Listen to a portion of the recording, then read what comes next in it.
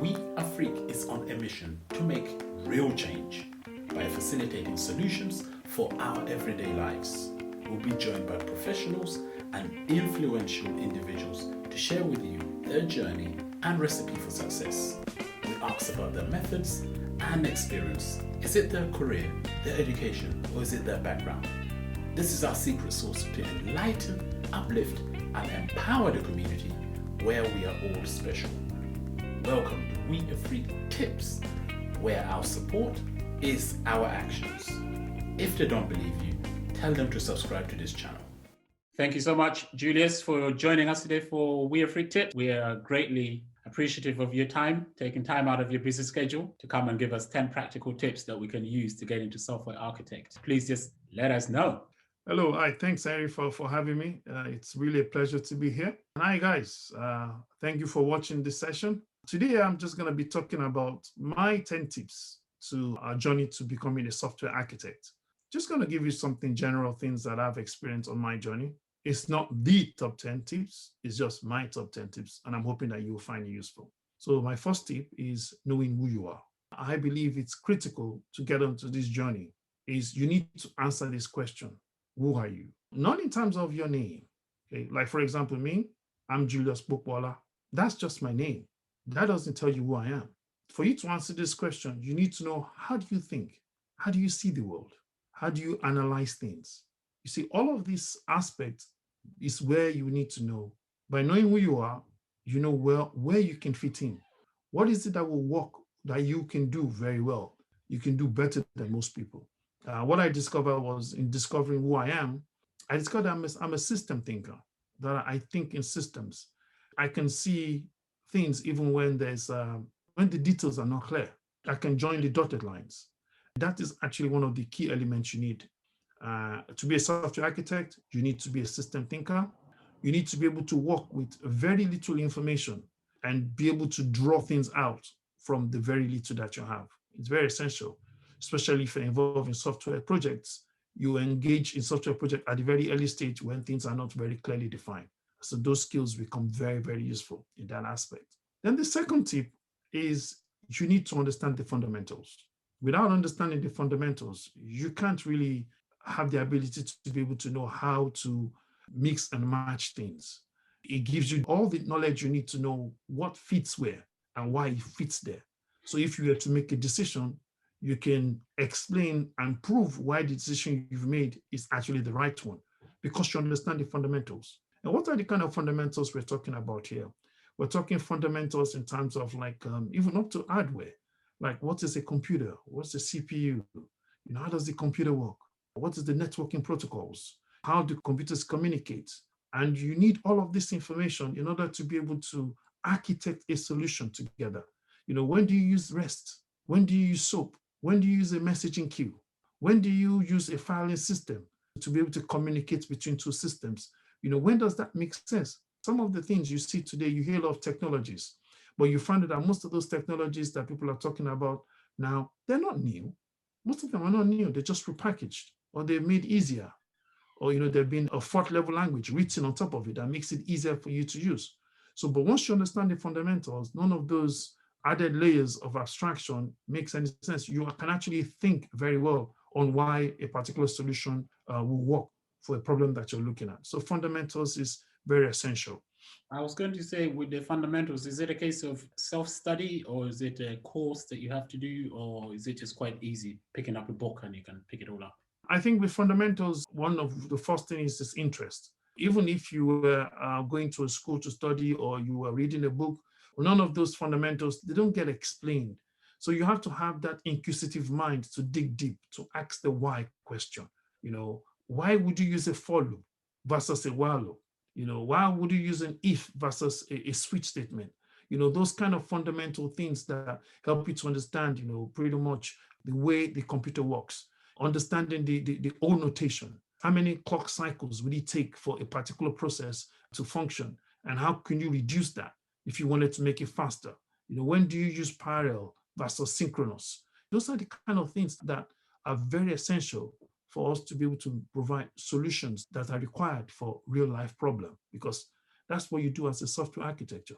You have to have that inquisitive mind to dig deep and to find those informations yourself. Okay. The third one is protocols and constraints.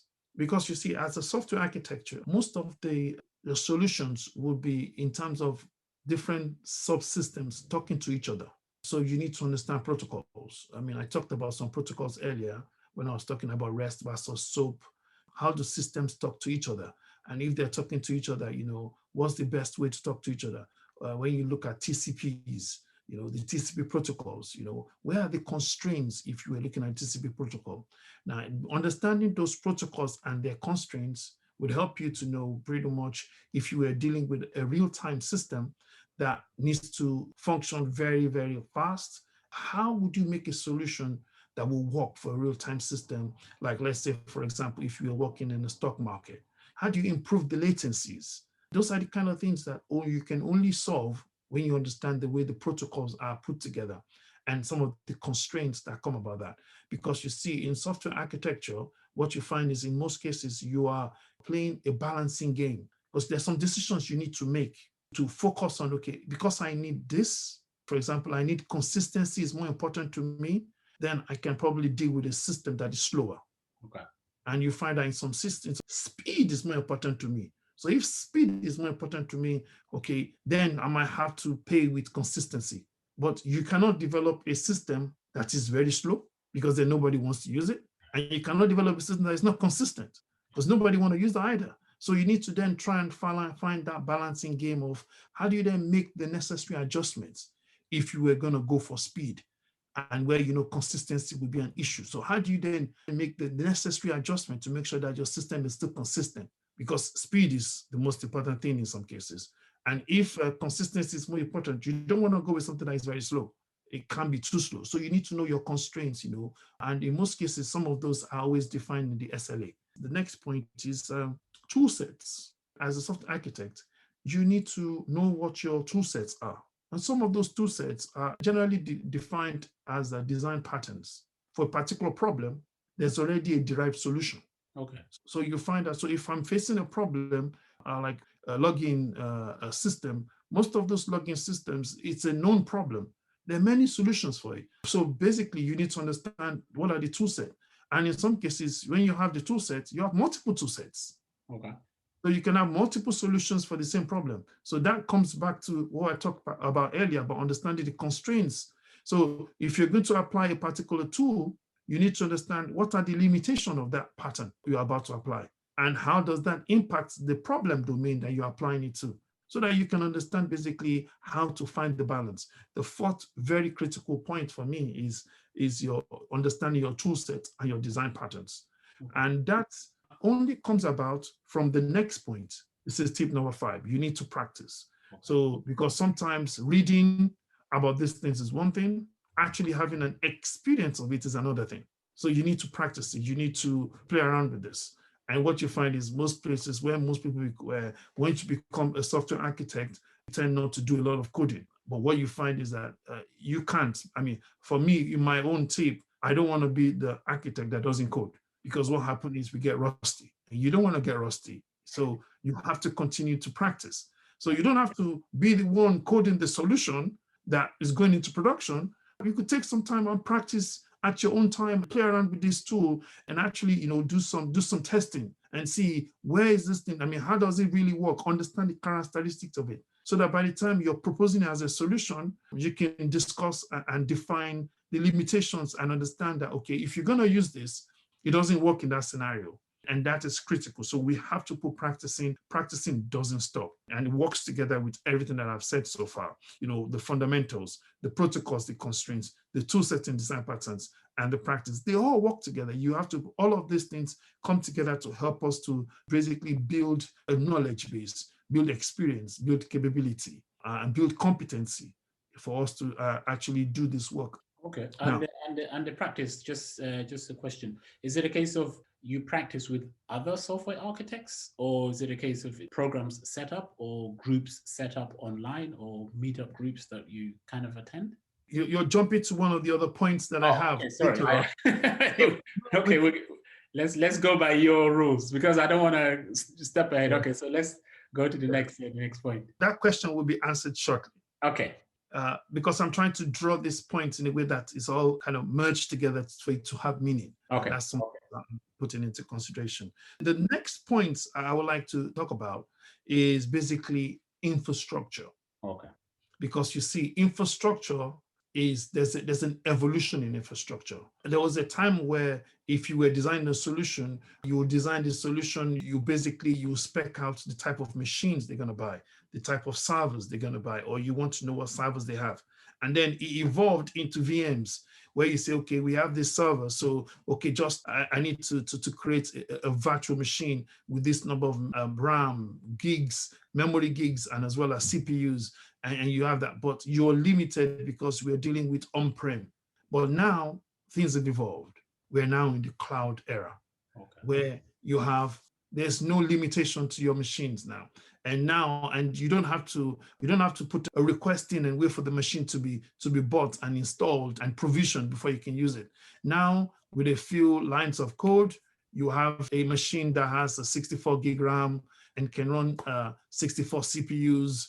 We have so much that is now available to us because we're in the cloud.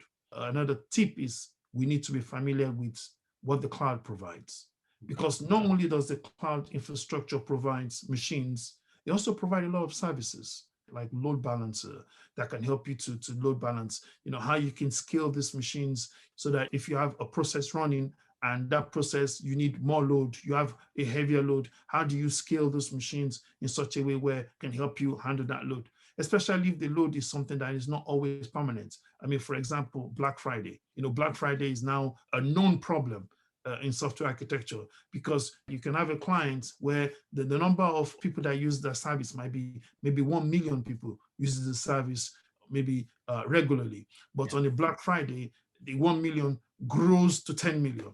How do you deal with that? Because, Black Friday, everybody's now trying to shop at the same time. So you need to handle that. And cloud infrastructure provides such a good way to help us solve that problem. So there's some things you can actually deal with even before the problem happens. You can actually design it so that it can scale up to a particular, you can increase your processes or the number of machines running those processes so that you can handle heavier load. And as well as when you begin to look into these infrastructures, then you now need to find ways of making sure you're monitoring them. And I believe this is where Kubernetes is coming in to help us do that much easier. Docker is allowing us to be able to package things so things are not missing. So we're no longer in VMs now, we're now deploying systems in Dockers. You have Kubernetes doing the management, and you have a lot of different services provided. And you need to understand some of the service providers. What does AWS have to offer? What does Google Platform have to offer? What does Azure have to offer? And by the time you look at all of this, you then begin to know where is the best platform you should be engaging with. But in most cases, most of these providers, they are competitors. So they normally tend to make sure that whatever AWS has, Google will have the same thing. They might call it something different. Azure will also have the same thing. They might provision it differently. So those are the kind of things that we now need to begin to evolve ourselves and make sure that we are aware of, because that's the future. If we don't evolve, a company that doesn't evolve dies. So yes, you cannot risk not evolving. So as a software architect, whose job is to make sure that we are providing the right solution, not only for now, but for the future, having a good knowledge of cloud infrastructure is critical for what we do. Now, all of everything I've said so far, apart from tip number 1, is talking purely about technology. okay. So the next few tips I'm going to talk about are not technology, but more about the human aspect of things.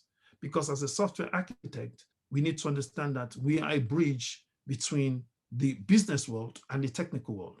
Okay. So which means we have to deal with a lot with people. Yes, this is tip number 7.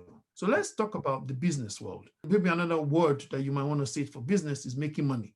Okay. So business is all about making money. That's the real aim of business. How do we make money? So if we're going to engage with business, we need to know how to sell what we are providing as a solution and show the business value. Okay. What is the business value of the solution that we're providing?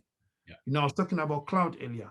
How can you convince a company to invest and put all their systems in the cloud?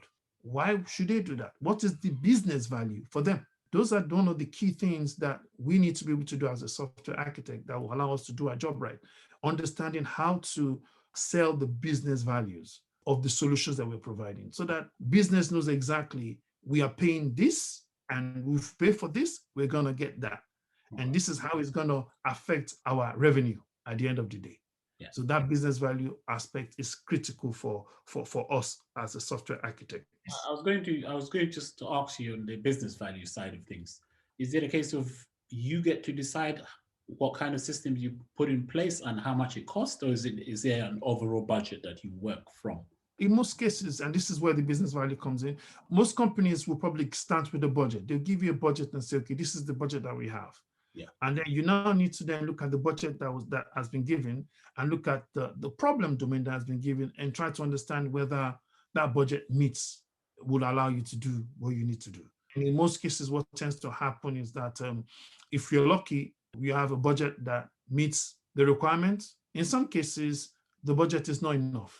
So if the budget is not enough, then we need to then allow the business to understand, based on this budget and what you are trying to achieve, this is how much the budget can go. Okay. If it's a case of where they can increase the budget, then you'll argue and show why you need an increase.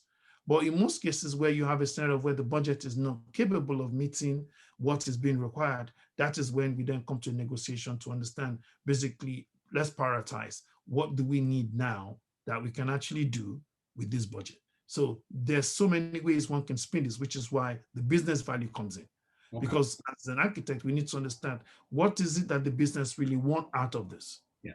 And how much are they willing to sell? How much are they willing to invest for what they want?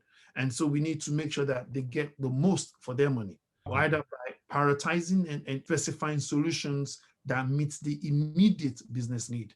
Because in some cases, what you want to do is you want to make sure that the business automatically gets a revenue generated back right away, so that even if you needed more budget, the system that we've done will actually be the one to create the revenue for the increase for you to provide a solution that you need in the future.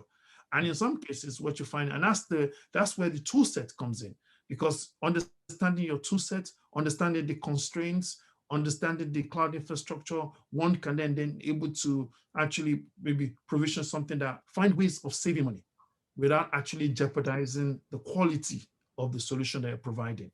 And so all of this comes in, and which is really a good question you ask, and that's where the business value comes in. How do you do the balancing act between the business value and the technology, and finding a middle ground where both parties are, if I can use the phrase, happy?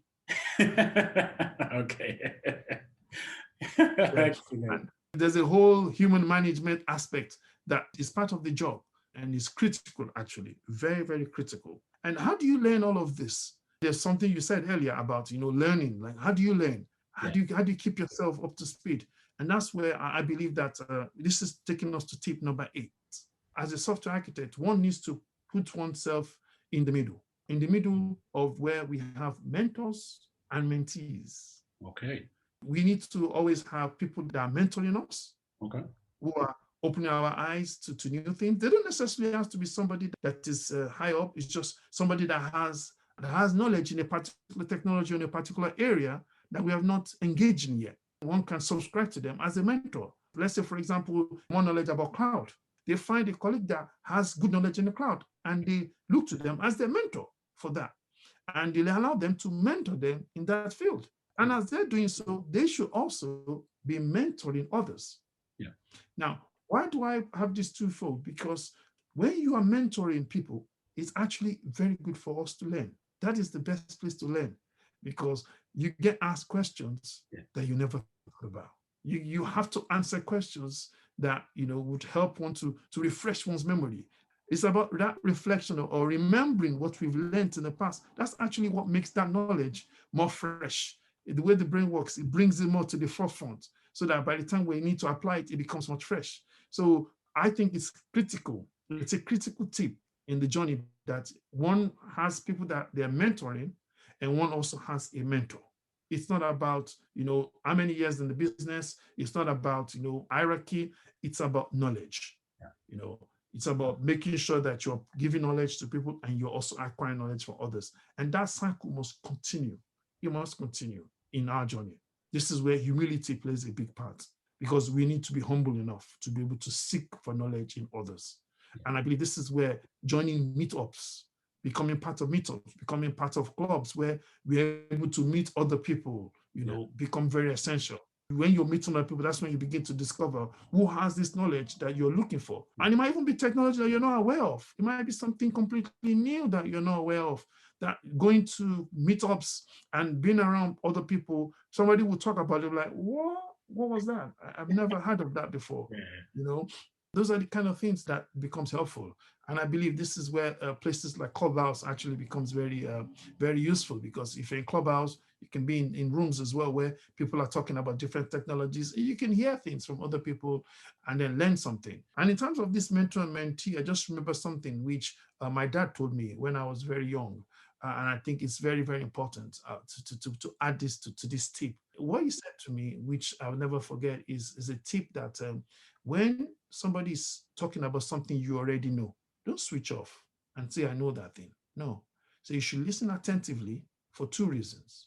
Use it to check your notes to see whether everything that you know is actually what is there. So if the person is repeating everything you already know, then you can say, I know that, I know that, I know that, I know that. You go through your checklist and say, yes, I know everything about that. What normally tends to happen, and I've found this to be a reality, is that there's always something that you don't know. You might know 99% of it, but there might be 1% thing that you don't know, that person will just say thinking, actually, I don't know that. So you add more to your knowledge. And so those things are very critical. And if you have a group of people that you can work with together, it's always good when you can program with other people, because you bounce ideas to other people. So it's always good not to be being in isolation is not necessarily the best.